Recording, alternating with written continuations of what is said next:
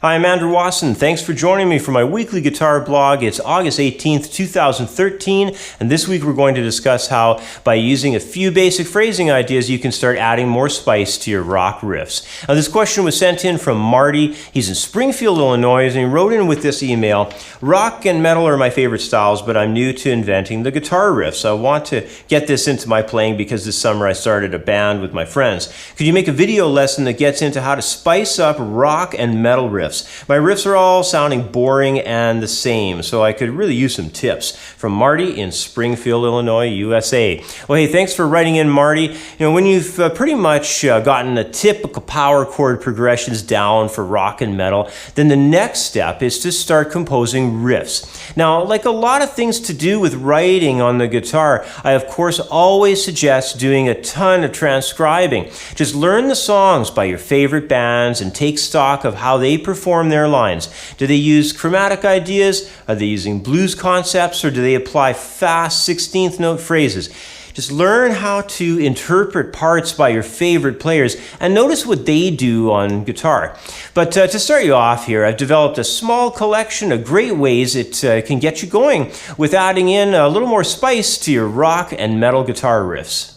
Well, the first idea that I want to introduce for spicing up your rock rhythm riffs is the idea of adding in a major third tension note. Now, since most of the rock key centers are based in the minor tonality, one often overlooked concept with these riffs can be missing out on the addition of a rock and blues sound associated to adding in that major third. So to demonstrate this in my first example, I've taken an A minor sounding riff and I've added in a C sharp note alongside of a C natural that's already found within the key of A minor. Now, the major third note of C sharp sounds really cool, but some care will have to be taken if you don't really want that C sharp to sound like a basic blues rock concept, like your... If you don't really want that sound coming out, you have to take a little more care in the way that you're writing your lines. Perhaps listen and learn some songs by bands like Slayer or Megadeth or something. Dave Mustaine, for example, has some really non-bluesy ways of applying that major third in his songs. Now, anyway, here's the lick I came up with for this first example of applying the major third. It's going to be based off of a G to a D open, and then an E note coming in on fourth string, all under open A. And then we're going to have that C sharp, C natural to the A power chord. And then we'll just have a G power chord to a C sound, then F coming in, and then a C power chord background to a G. And then we're going to have some more of that C natural, C sharp. You could hear it there with the pull off and then the slide forward and then turning things around to the G there.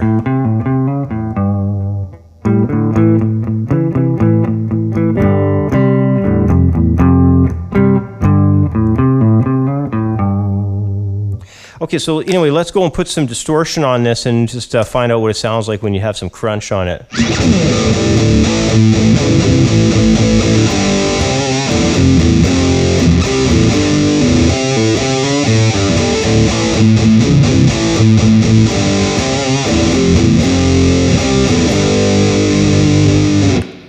Has a pretty cool sound when you add some distortion.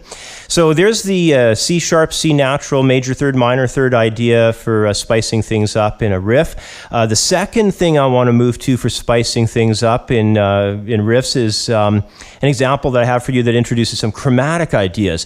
If you take some time and examine some of those classic Dimebag Darrell riffs from his days writing in Pantera there, he applies a number of excellent chromatic concepts in his riffs.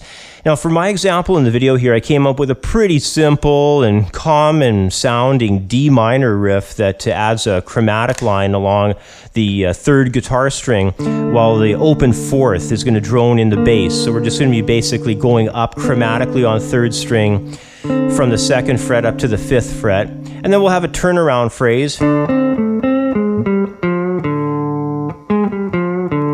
And then another little bit of a chromatic idea here when we're turning things around back to the top. We'll have this climb up into the fourth interval chord off the D there. So the whole thing's going to go like this.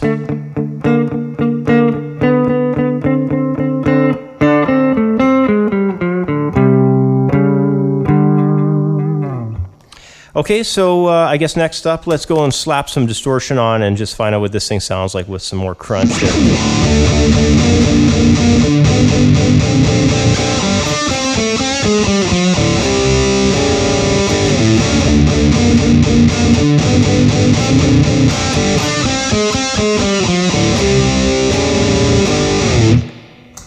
Okay, so let's move on next to demonstrating some new ideas that are a little faster with the introduction of a 16th note feel. Now, it's a really powerful sound when you add sixteenths, and it really has an effect on the groove. This comes from creating riffs that move rhythmically in a very consistent chugging meter that locks down almost 100% of the note durations as 16th note duration. So I've added in some slides and pull-offs to go and augment the phrasing for this riff. Now, basically, I'm just going to kind of walk through it for you to understand how it moves. It's built off of starting on an A, off of the 4th string. It's going to be kind of a funky pentatonic idea, rolling into this A. So it's like starting from an A on 4th, going to an A on 6th. And then we're going to head forwards from a C to a D, and then wrap up on a G. Then the turnaround in the second time through is going to have E flat, D natural, and then resolve on the A. So the whole thing goes.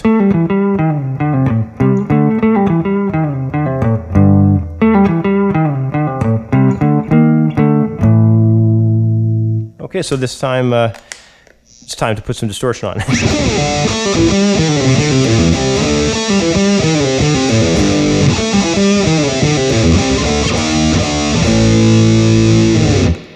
All right. Now, in my final example of spicing up riffs, I've gone and replaced the idea of playing into notes by using just standard hammer-ons and whatnot into using what's called a grace note now. So this is an application of grace notes. And you'll hear this by just pretty much every rock and metal band will use this type of application.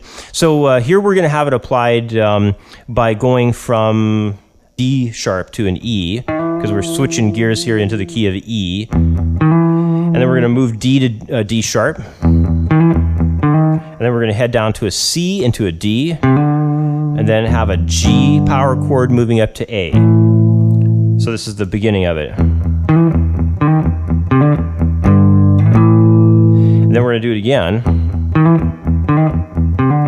And then we're going to have this kind of Metallica-ish kind of sound. I know they like those ideas of moving into the 4 chord from by way of a flat 5, so it's kind of an interesting sound.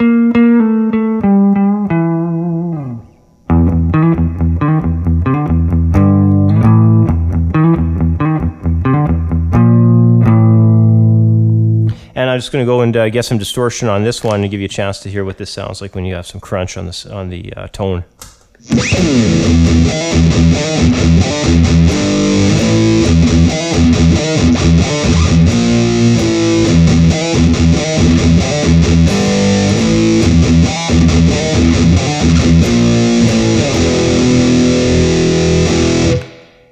Well, you know, the tools of the trade when it comes to riff writing are things like scales, pre-learned phrases, guitar technique, and I guess, you know, control over dynamics, stuff like that. These ideas, along with the knowledge of how many of your favorite players will compose their riffs, will ultimately allow you the ability to really have something to say with your own original riff ideas. But the composing process is one in that we need to also be able to take the time to personalize phrases so that our compositions are uniquely ours and not too direct of a copy of somebody else's melodic idea or song.